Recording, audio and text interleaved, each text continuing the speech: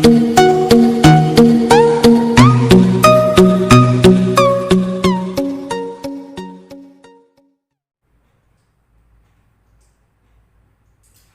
morning to all of you guys. This is Kailash Sharma and you are watching YouTube channel of Shikhar Academy Rawat Sir. Shikhar academy Rawat sir के इस online platform पे आप सबका एक बार फिर से स्वागत है। और अपन लोग जो कंटिन्यू कर रहे थे वो थी +2 की केमिस्ट्री का फर्स्ट लेसन जो था सॉलिड स्टेट। इसकी अपने काफी क्लासेस ऑलरेडी हो चुकी है और आज इसकी लास्ट क्लास रहने वाली है। इस लेसन की सॉलिड स्टेट की लास्ट क्लास रहने वाली है। इस पूरे लेसन में अगर आपको कहीं प्रॉब्लम है तो आप कमेंट बॉक्स में कमेंट कर सकते हैं। कुछ एक क्वेश्चंस रहते हैं जो अपने नेक्स्ट क्लास में करना चाहेंगे। अगर कुछ करने लायक क्वेश्चन हुए तो अपने जरूर करेंगे, अदरवाइज यहाँ तक अपना ऑलमोस्ट पार्ट कंप्लीट हो चुका है। कुछ हल्के फुल्के टॉपिक्स रह जाते हैं जो देखने पड़ेंगे कौन कौन से रह जाते हैं लेटेस्ट सिलेबस के अकॉर्डिंग, क्योंकि एक दो टॉपिक ऐड कर दिए जाते हैं। ठीक है, क्योंकि अपना जो सिलेबस होता है +2 का सिलेबस जो होता है फिजिक्स केमिस्ट्री का, इनका सिलेबस जो कोई मतलब पर्टिकुलर सिलेबस नहीं होता, लेसन के अकॉर्डिंग नहीं होता, जैसे 8th क्लास तक, 9th क्लास तक, 10th क्लास तक। इसके बाद अपने टॉपिक के अकॉर्डिंग सिलेबस चलता है, यानी कि ऐसे मतलब फिक्स किया जाता है कि इस बार +2 के अंदर 172 टॉपिक्स होंगे और इतने ही तकरीबन इस बार अपने हैं। इससे पहले 167 थे तो 155, 185 इस तरह टॉपिक चलते रहते हैं। तो कुछ अगर नए टॉपिक ऐड हुए हैं तो वो अपने को लेटेस्ट अपडेट होना पड़ेगा, अदरवाइज जो अपना ऑलमोस्ट इस लेसन के लिए सिलेबस था वो कंप्लीट हो चुका है। तो अपने स्टार्ट करते हैं नेक्स्ट पोर्शन। ठीक है, कल हम लोगों ने रीड किए थे कुछ सेमीकंडक्टर्स, एन टाइप के और पी टाइप के। ठीक है, अब अपने एन टाइप और पी टाइप के करने के बाद अब अपने क्या कर रहे हैं, अब अपने करेंगे कुछ इनके यूजेज, जो बेसिक यूजेज है क्या है वो अपने करने जा रहे हैं। तो अपने स्टार्ट करते हैं।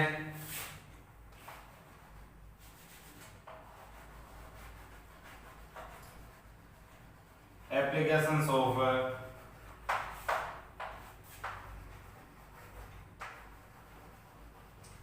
सेमीकंडक्टर। तब से पढ़ रहे हैं सेमीकंडक्टर, कंडक्टर और नॉन कंडक्टर को तो हम लोगों ने इंपॉर्टेंस दिए ही नहीं। सेमीकंडक्टर को पढ़ रहे हैं तो मालूम तो चलेगी ऐसा सेमीकंडक्टर है क्या जो इसको पढ़ रहे हैं अपने। ये अपने लिए इंपॉर्टेंट क्यों है? Why it is so important for us that we are reading for a long time semiconductor semiconductor semiconductor. ठीक है, तो एप्लीकेशन स्टार्ट करते हैं। एप्लीकेशन स्टार्ट करने से पहले इस YouTube पे चैनल पे नया जो कोई भी है वो चैनल को सब्सक्राइब कर दे। क्लास को स्टार्ट करने से पहले क्लास को शेयर कर दे, जो कि अपनी मॉरल ड्यूटी है, because sharing is caring guys. अपने जो साथ के क्लासमेट्स हैं, जो स्टूडेंट्स हैं, उन सभी को भी ये ध्यान में आ जाए कि इस तरह क्लासेस चल रही है जिससे उनको काफी हेल्प मिले। तो अब अपना क्या रहने वाला है, अपने स्टार्ट करते हैं इनके एप्लीकेशंस। इनसे क्या बनते हैं गाइस? फर्स्ट इनसे बनाए जाते हैं डायोड। क्या बनाए जाते हैं? डायोड। डायोड बनाए जाते हैं। सर ये डायोड क्या होते हैं? डायोड एन टाइप के सेमीकंडक्टर और पी टाइप के सेमीकंडक्टर, इन दोनों को मिलाया जाता है और इन दोनों को एक साथ मिला के क्या किया जाता है? डायोड नाम की एक स्पेसिफिक इंस्ट्रूमेंट बनाया जाता है। ये जो है ये आप अपनी फिजिक्स की क्लास में ये इस टॉपिक को काफी बड़े तौर पे देखने वाला हो। तो जहां तक मेरा अनुमान है आपको डायोड वही समझ में आने वाला है, डायोड वास्तव में होता क्या है। ठीक है, इसकी स्ट्रक्चर वगैरह कैसे इसको एडजस्ट किया जाता है, इसके अलग अलग मैथमेटिकल डेरिवेशंस है, थ्योरेटिकल डेरिवेशंस है, इसके न्यूमेरिकल्स हैं, वो सारे सारा वहां करेंगे। अपने बस देखते हैं कि सेमीकंडक्टर की हेल्प से इनको बनाते हैं। इनके अंदर क्या करते हैं? एन टाइप के और पी टाइप के। N type semiconductor and P type semiconductor are used in a diode at the point where both are combined, that is known as junction, NP junction। इसे क्या बोलेंगे? NP junction बोलेंगे। जो solar panel है ये भी क्या है? डायोड है। सोलर पैनल भी क्या है? क्या डायोड है। और ये जो है ये काफी हाई क्वालिटी का डायोड रहता है। मैंने आपको लास्ट क्लास में एक इस तरह क्वेश्चन किया था सिलिकॉन से रिलेटेड, तो आपका आंसर मस्ट है, आपको आंसर उसमें देना ही देना है।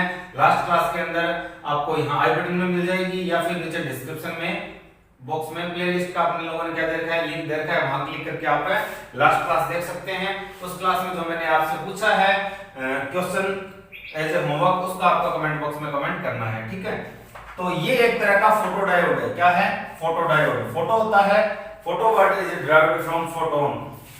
तो आइंस्टीन ने क्या कहा था? आइंस्टीन ने कहा था कि जो एनर्जी आती है सन से, ये एनर्जी जो जिस फॉर्म में आती है वो पैकेट्स के फॉर्म में आते हैं, पैकेट्स ऑफ एनर्जी, छोटे छोटे बंडल आते हैं एनर्जी के।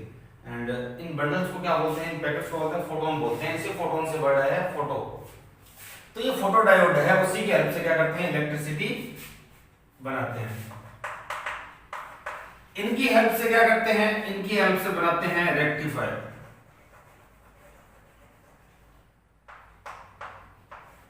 रेक्टिफायर में डायोड यूज करते हैं एन टाइप के, पी टाइप के। और रेक्टिफायर का यूज किस लिए करते हैं?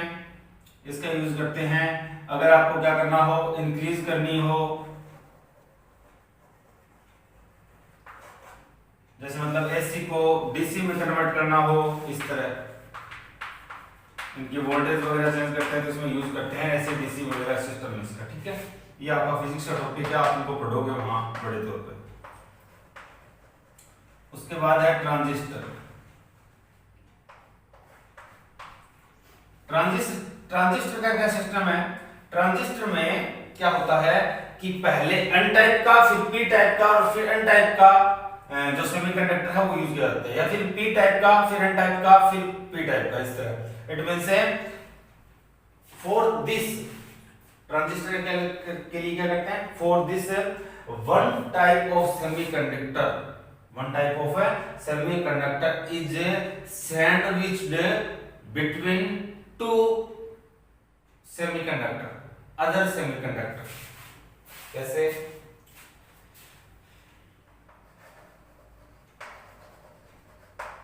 for this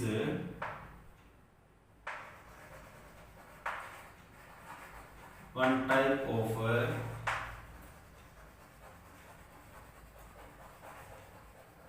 semiconductor is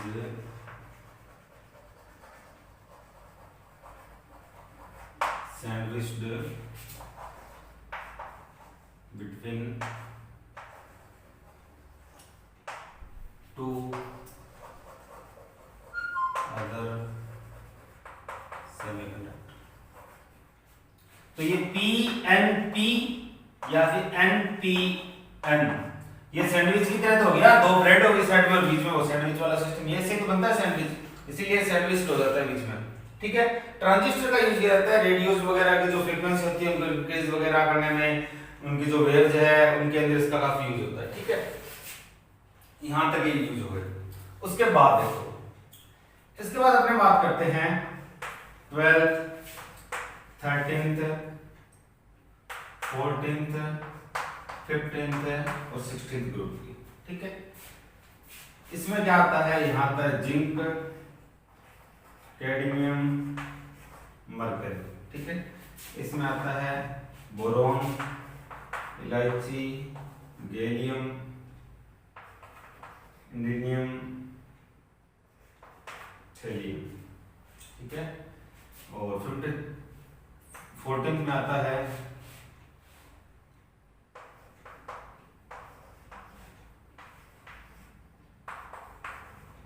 carbon, silicon, germanium, tin और लेड। 15th में आता है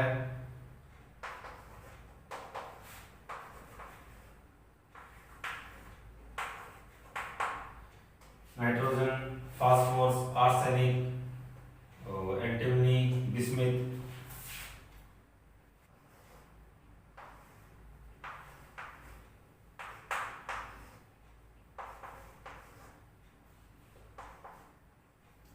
सिक्सटीन में आता है ऑक्सीजन, सल्फर, सेलेनियम, टेलुरियम और पोलोनियम, ठीक है। ये इतने रहते हैं। अब क्या है, ये मैंने क्यों लिखे? क्योंकि यूज किया जाता है एक तो 12th ग्रुप के एलिमेंट्स का, किसके साथ है? 16th ग्रुप के एलिमेंट्स के साथ। with the combine of 12th groups element and 16th groups element form क्या करते हैं, सेमीकंडक्टर्स फॉर्म करते हैं। जैसे कि जिंक को सल्फर के साथ क्या बनाते हैं, जिंक सल्फाइड, कैडमियम का कैडमियम सल्फाइड, और पारे का टेलुरियम के साथ, इस तरह के एलिमेंट्स बनाते हैं। और क्या करते हैं सर, और जो 13th है उसके एलिमेंट्स को 15th के साथ मिलाया जाता है। किसके साथ है, 13th को 15th के साथ मिलाया जाता है। कैसे कि ऐसे मिलाया जाता है जैसे कि एल्यूमिनियम का फास्फोरस के साथ, ठीक है, गैलियम का हाँ आर्सेनिक के साथ है, और इंडिनियम का एंटीमनी के साथ। इस तरह एलिमेंट्स बनाए जाते हैं, ये कुछ सेमीकंडक्टर बनाए जाते हैं और इनका लार्ज अमाउंट में यूज होता है। इसमें खास क्या है, इसमें खास है ये क्या खास, क्यों खास है sir, because it have a capacity to identify the informations, जो सिग्नल्स आते हैं, इंफॉर्मेशंस आती है, उनको फास्टली क्विकली आइडेंटिफाई करने की इसके पास क्या है, कैपेसिटी है। It is capable to identify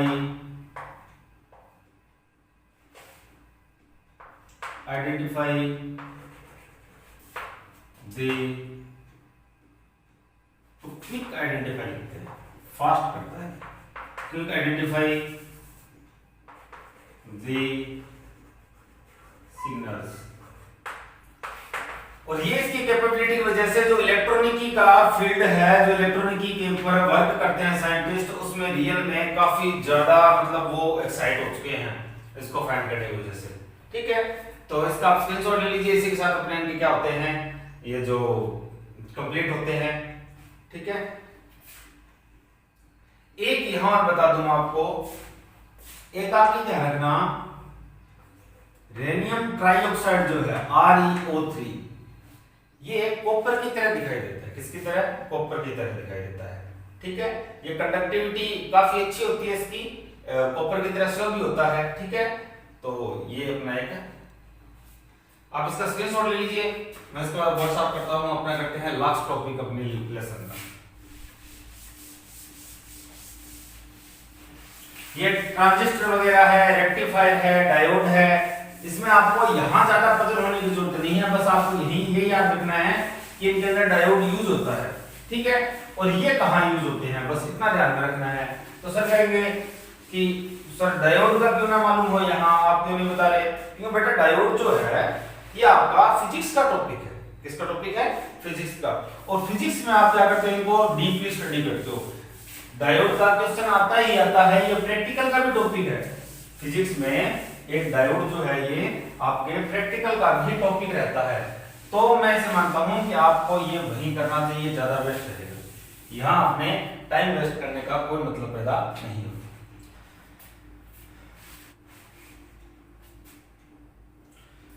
तो इसके बाद अपने क्या कर रहे हैं सर, इसके बाद अपने कर रहे हैं मैग्नेटिक प्रॉपर्टीज ऑफ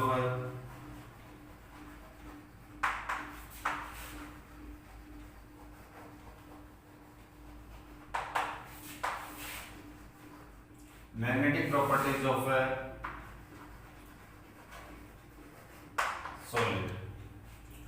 इसके लिए क्या करना है अपने को, मैग्नेटिक प्रॉपर्टीज के लिए अपने को एक यूनिवर्सल थिंग माइंड में रखनी है। क्या, अब मैं आपको अपने करते हैं वापस स्टार्ट एटम के बारे में। जैसे कि मैं आपके बाहर में बात करता हूं सोडियम की,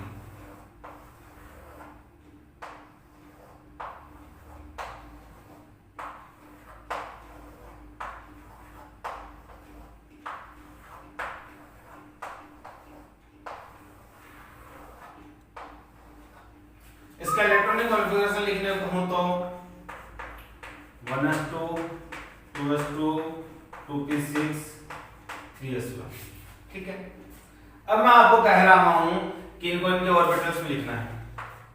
तो ये क्या बड़ी बात है सर, ये 1s,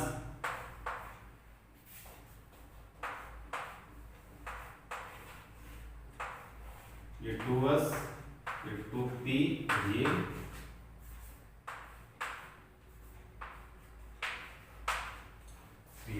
इसके अंदर 3 इलेक्ट्रॉन डालने हैं, डाल दिए। इसके अंदर एक ही रहने वाला, ठीक है। अब सर ये क्यों लिखवाया? इसके पीछे काफी बड़ा रीजन है। कैसे कि जो इलेक्ट्रॉन्स होते हैं ये यहाँ मूवमेंट करते हैं, ये यहाँ क्या करते हैं? मूवमेंट करते रहते हैं कंटिन्यूअसली, कहीं भी स्टेबल नहीं होते। सर मूवमेंट होती है, कितने टाइप की होती है? 2 टाइप की मूवमेंट होती है। First of them is they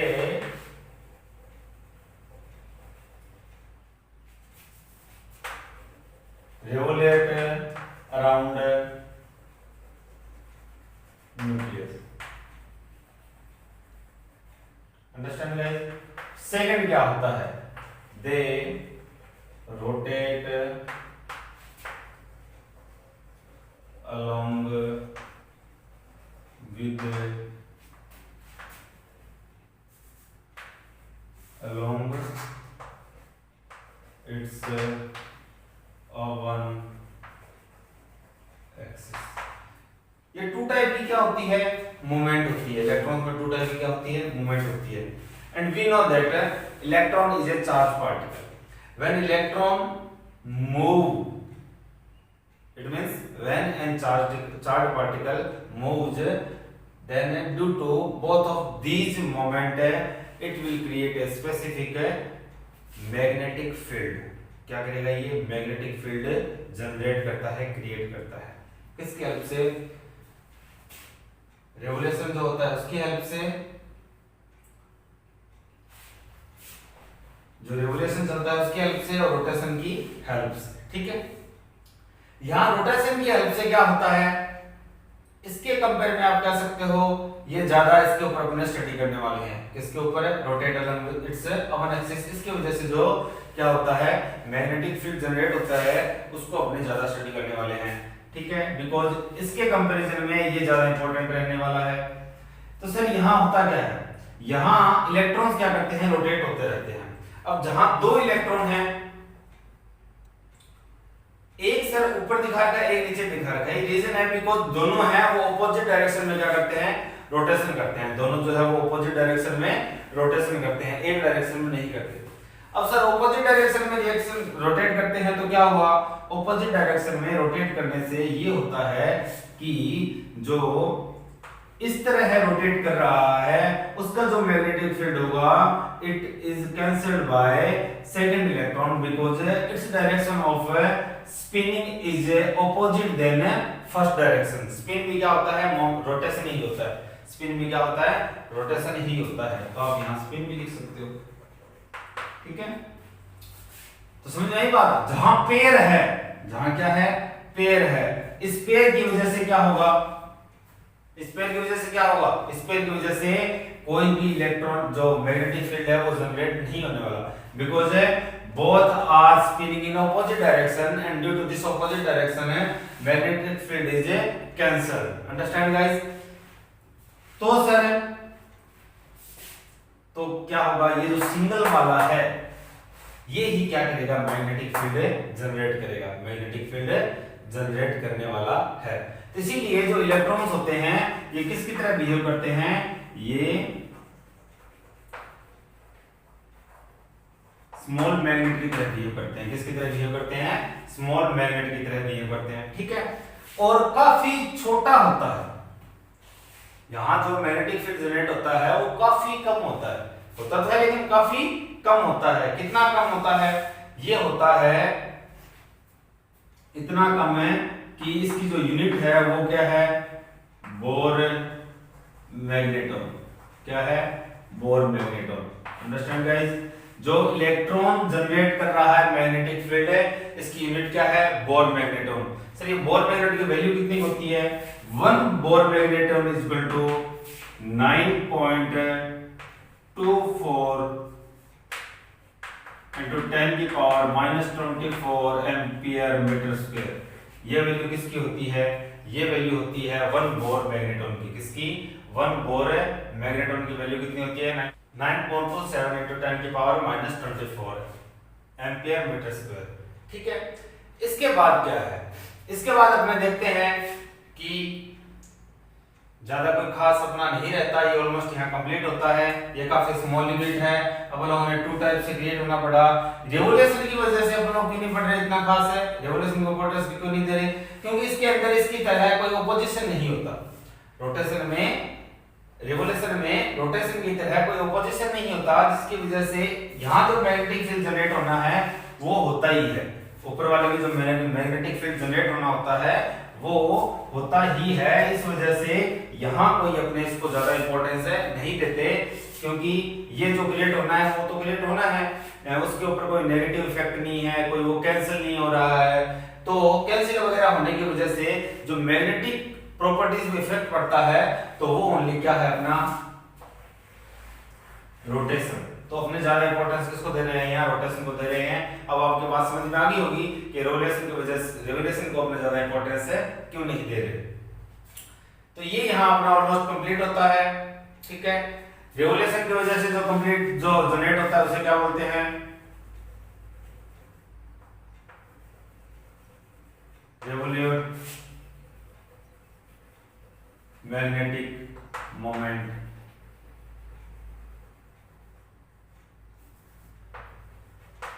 revolution जिस जो हो रहा है उसकी वजह से जो मैग्नेटिक फील्ड वहां जनरेट हो रहा है उसे क्या बोलेंगे, रेवोल्यूट मैग्नेटिक मोमेंट। और सर रोटेशन की वजह से हो रहा है उसको क्या बोलेंगे, तो सर भाई उसको बोलेंगे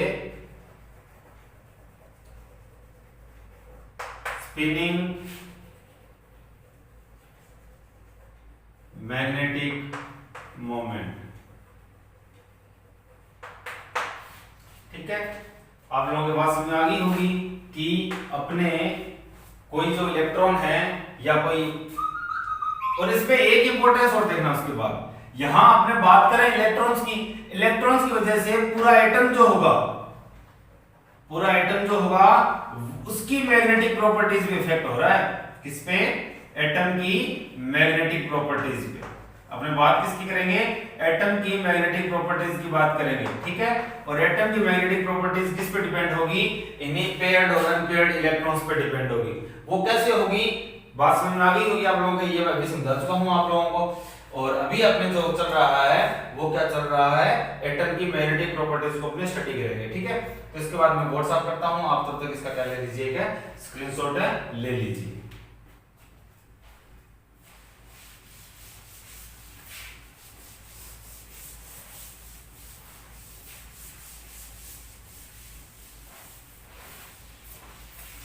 एक छोटी सी बात और है जो उससे पहले अपने डिवाइडेशन देखें, क्लासिफिकेशन देखें, उससे पहले आप देख लो कि एटम, जैसे कि कोई एटम है, उस एटम की वजह से जो मैग्नेटिक फील्ड जनरेट हो रहा है, एक स्मॉल मैग्नेटिक फील्ड जनरेट हो रहा है, उसे अपने एरो से शो करेंगे। किससे शो करेंगे, एरो से। और उसे क्या बोलेंगे, डोमेन बोलेंगे। क्या बोलेंगे, डोमेन बोलेंगे गाइस, अंडरस्टैंड। कोई एक एटम है, जैसे आयरन नाम का कोई एटम है, वो एटम जितना उसके इलेक्ट्रॉन्स के थ्रू जितना वो क्या कर रहा है, मैग्नेटिक फील्ड जनरेट कर रहा है, उसे अपने क्या बोलेंगे, डोमेन बोलेंगे। क्या बोलेंगे, डोमेन। इसके बाद चलते हैं अपने नेक्स्ट आगे। मैग्नेटिक प्रॉपर्टीज के बेस पे कितने टाइप में डिवाइड किया गया है, तो मैं आपको बताता हूं 5। कितने, 5। फर्स्ट जो इसमें है वो है पैरामैग्नेटिक। सभी को एक साथ ही स्टडी करते हैं। सेकंड जो है वो है डायमैग्नेटिक।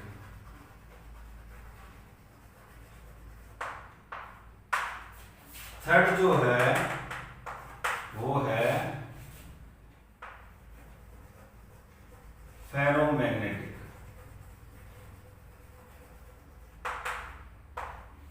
फोर्थ जो है वो है एंटी फेरोमैग्नेटिक।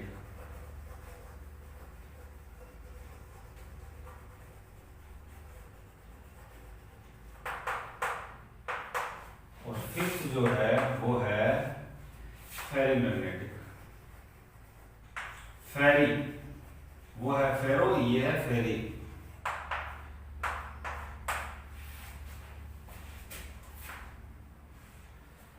अब अपने करते हैं इनको आगे स्टडी।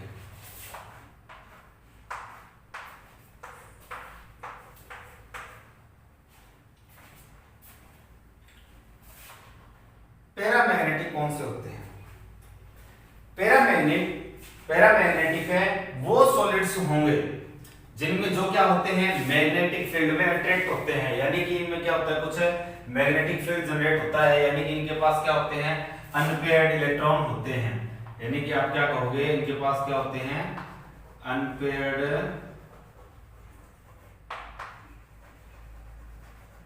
इलेक्ट्रॉन होते हैं। ठीक है, अनपेयर्ड इलेक्ट्रॉन होते हैं और साथ में ये क्या होते हैं, attracted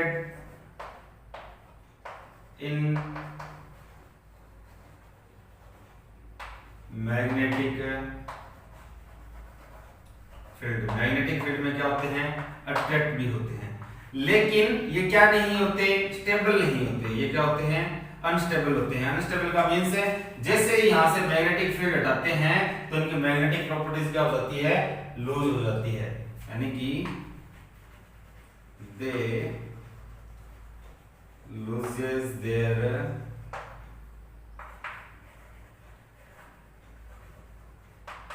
magnetic properties when magnetic field is withdrawn। जब मैग्नेटिक फील्ड को विथड्रॉन कर लिया जाता है तो उससे क्या होते हैं, जो पैरामैग्नेटिक सॉलिड्स होंगे वो क्या कर देंगे, अपनी जो मैग्नेटिक प्रॉपर्टीज है उनको खो देंगे, लूज कर देंगे। ठीक है, they loses their magnetic property when magnetic field is withdrawn। ये होता क्यों है, बिकॉज अभी अपन लोगों ने डोमेन पढ़े थे। ठीक है, ये डोमेन क्या होते हैं, अगर एक स्पेसिफिक रेंज में हो, सीक्वेंस में हो, जैसे कि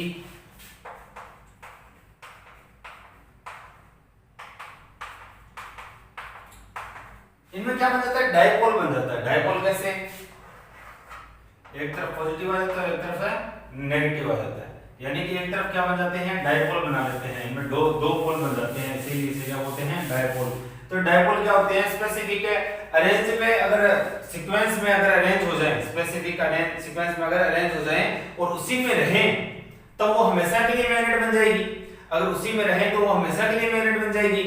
और यदि इसको हटाते ही, मैग्नेटिक फील्ड को हटाते ही ये क्या हो जाते हैं, वापस से डिसअरेंज हो जाते हैं, तो ये मैग्नेटिक प्रॉपर्टीज भी क्या कर देते हैं, लूज कर देते हैं। और ऐसा ही होता है किसमें, पैरामैग्नेटिक में। इसके एग्जांपल क्या होते हैं सर, इसके एग्जांपल में बताता हूं क्या होते हैं। जैसे कि कॉपर है, सॉरी क्यूप्रिक है, क्यूप्रिक ऑक्साइड है, टाइटेनियम डाइऑक्साइड है। ठीक है, ये इसके क्या है, एग्जांपल रहने वाले।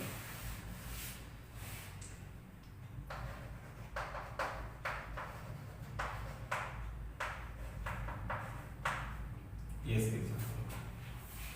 अब अपन चलते हैं नेक्स्ट पे।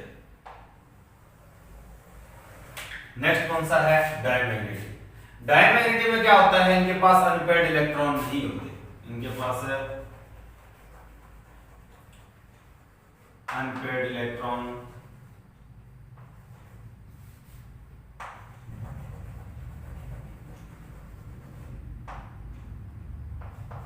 नहीं होते। तो अनपेयर्ड इलेक्ट्रॉन नहीं होते जिनकी मैग्नेटिक प्रॉपर्टीज होने का सवाल ही पैदा नहीं होता। तो ये यहीं एंड हो जाता है, समझे बात को कुछ, ये तो यहीं क्या हो गया, एंड हो गया, बिकॉज यहां तो कोई क्या नहीं है, मैग्नेटिक प्रॉपर्टीज ही नहीं होगी, क्योंकि क्या है कि इसमें अनपेयर्ड इलेक्ट्रॉन नहीं है। इसके एग्जांपल है जैसे कि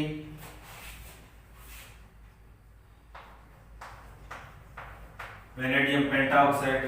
इसके अलावा जैसे कि जिसके 2 इलेक्ट्रॉन्स कंप्लीट हो लास्ट सेल में, इन सभी क्या होंगे, 2 इलेक्ट्रॉन्स कंप्लीट होंगे। जिनके 8 इलेक्ट्रॉन्स कंप्लीट हो, like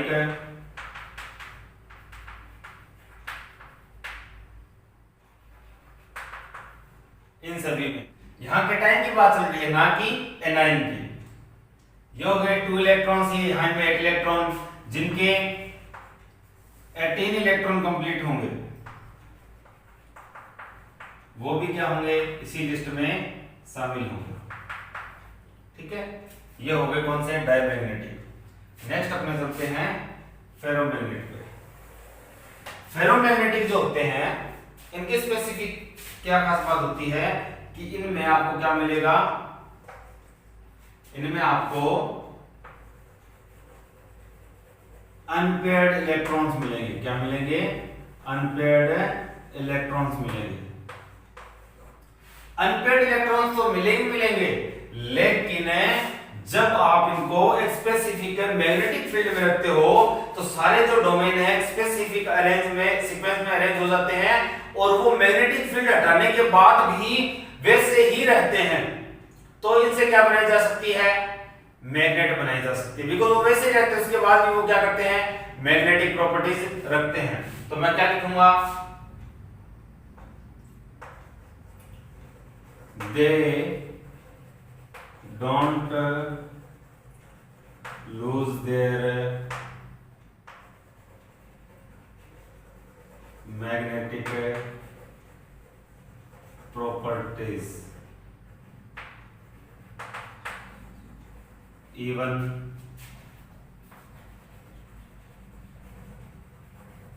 magnetic field is withdrawn.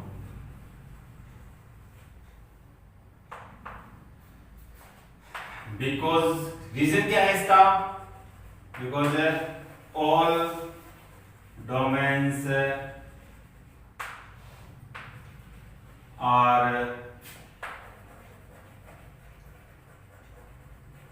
arranged in a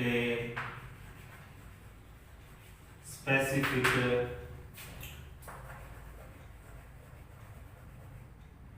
sequence। और ये कब कब तक रहता है, which remains continue even after magnetic field is withdrawn। और ये कब रहता है, specific sequence which is remain continuously even magnetic field is withdrawn। ठीक है, एग्जाम्पल इसके क्या है, आयरन, कोबाल्ट, निकेल, ठीक है, क्रोमियम ऑक्साइड, ये इसके एग्जाम्पल है। तो इनसे क्या होता है, क्या बनाई जाती है, स्टेबल मैग्नेट बनाई जाती है। इनसे आप क्या बना सकते हैं, मैग्नेट बनाई जा सकती है। तो ये इसकी स्पेशलिटी है, इनसे मैग्नेट बनाई जा सकती है। इसके साथ ये अपना क्या होता है, कंप्लीट होता है। उसके बाद एंटी फेरोमैग्नेटिक। एंटी फेरोमैग्नेटिक क्या होते हैं, ये अरेंज तो होते हैं, क्या होते हैं, अरेंज तो होते हैं, लेकिन ये किस तरह अरेंज हो गए, देखो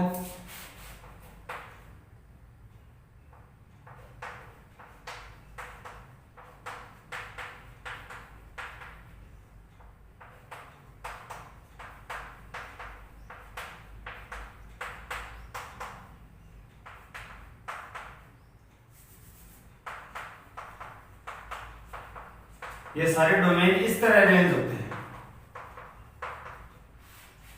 anti ferromagnetic, these type of solid have a specific properties that these all are domains arranged in such a manner that they cancel all the magnetic field of each other। वो एक दूसरे का magnetic field क्या कर देते हैं, cancel कर देते हैं। ठीक है, तो ये क्या है अपना एंटी फेरोमैग्नेटिक है। ठीक है, इसके अंदर क्या कर देते हैं,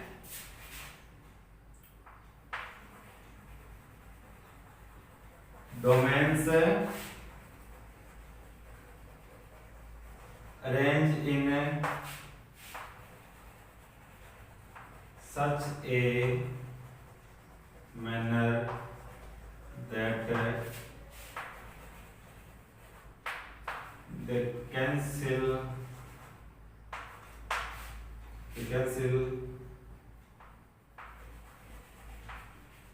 all the magnetic field of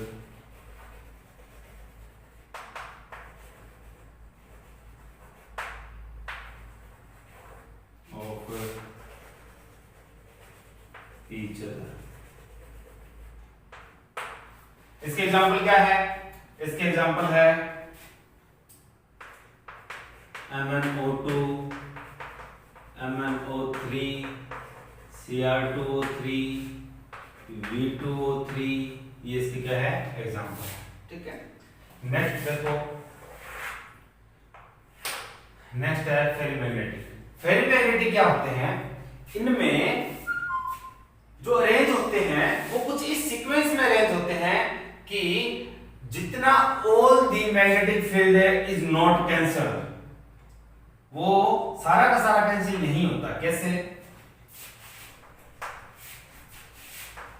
इन दोनों कैंसिल हो गया, इन दोनों कैंसिल हो गया, ठीक है, इन दोनों कैंसिल हो जाता है, इन दोनों कैंसिल हो जाता है, ये रह जाता है। तो वो इस रेंज में मैनर होते हैं, या सॉरी इस मैनर में अरेंज होते हैं कि सारा का सारा जो मैग्नेटिक फील्ड है वो कैंसिल नहीं होता। सारा का सारा मैग्नेटिक फील्ड जो है वो कैंसिल नहीं होता। सारा का सारा कैंसिल नहीं होने की वजह से वो कुछ रह जाता है। क्या रह जाता है? कुछ रह जाता है। इसीलिए इसका जो मैग्नेटिक मोमेंट है इसकी वैल्यू फेरोमैग्नेट से क्या होती है? कम, लेकिन एंटी फेरोमैग्नेट से क्या होती है? ज्यादा होती है। तो मैं लिखूंगा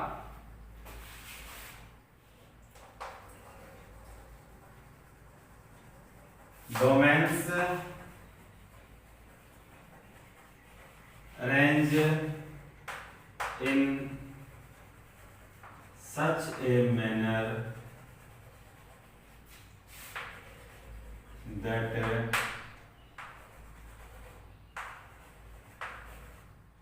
all the magnetic field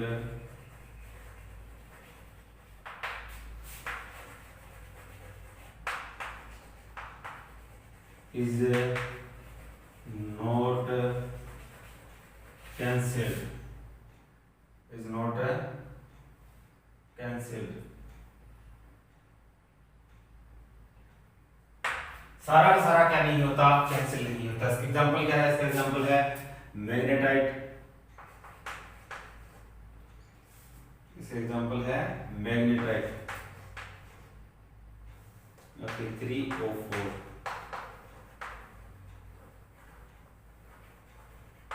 ठीक है, और इसके साथ और क्या इसके एग्जांपल है? इसके एग्जांपल है फेराइट। फेराइट क्या होते हैं सर? इसका यूनिक फॉर्मूला होता है MnF2O4, और यहाँ +2 वैलेंसी का लिखा जाता है, ये इसकी -2 वैलेंसी होती है। सर M क्या होता है? M होते हैं Ca+2, Mg+2, इस तरह। तो क्या लिख सकता हूं सर? फॉर्मूला में लिख सकता हूं MgFe2O4। सर मैं क्या CaFe2O4 ये भी इसका एग्जांपल लिख सकता हूं? हाँ लिख सकते हो। ये इसका मैंने यूनिक फॉर्मूला लिखा है, वो आप कर सकते हो। तो ये क्या हो जाते हैं अपने सारे के सारे paramagnetic, diamagnetic, ferromagnetic, anti ferromagnetic, ferrimagnetic, ये कंप्लीट होते हैं। जब एक बार फिर से रिपीट कर देता हूं, पैरामैग्नेटिक क्या होते हैं? पैरामैग्नेटिक में अनपेयर्ड इलेक्ट्रॉन होते हैं, लेकिन जब वो क्या करते हैं? प्रॉपर्टीज भी शो करते हैं, magnetic properties.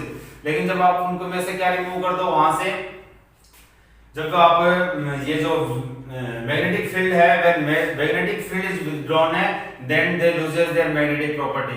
Second we talk about diamagnetic. Diamagnetic solids are those solids which do not have unpaired electron, so this type of solids have no magnetic properties. Third is a ferromagnetic. Ferromagnetic are those crystals, those solids in which unpaired electron are exist, and these unpaired electron, it means domains arranged in such a manner that they don't lose their magnetic properties even magnetic field is withdrawn. Understand guys? यानी कि वो उसी arrange में रहते हैं, उसी specific sequence में arrange रहते हैं। नेक्स्ट है एंटी फेरोमैग्नेटिक। ये इसमें अरेंज होते हैं, लेकिन कुछ इस तरह के मेथड में होते हैं that all the magnetic properties is cancelled by each other. Understand guys?